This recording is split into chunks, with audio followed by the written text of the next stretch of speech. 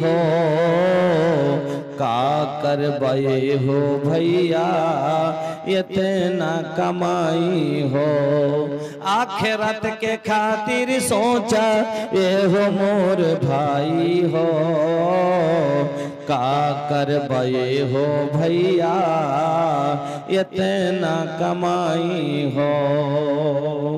प्यारे परिवार में तू हम हमार में फसला तो फंसे जैबा ई माया भी संसार में। प्यारे परिवार में तू हम हमार में फसला तो फंसे जैबा ये माया भी संसार में।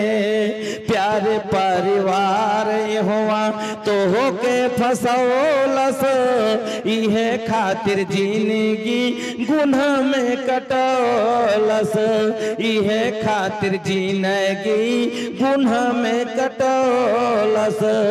सोचा भैया आखिरत में सोचा एहो आखिरत में सोचा भैया कब्र में का होई उपाय हो का कर बये हो भैया इतना कमाई हो।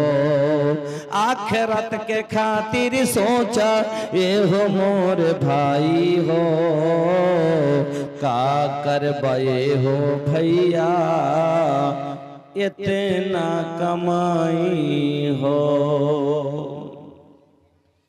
श्रद्धेय सम्मानित ও নির্বাচিত আজকের সভার মহামান্য সভাপতি মহাশয় জনাব মাওলানা আবু তাহির আস-সালাফি হাফিজাহুল্লাহ ওয়া তাওয়াল্লা, মঞ্চের বিরাজমান উলামায়ে কেরাম, সামনের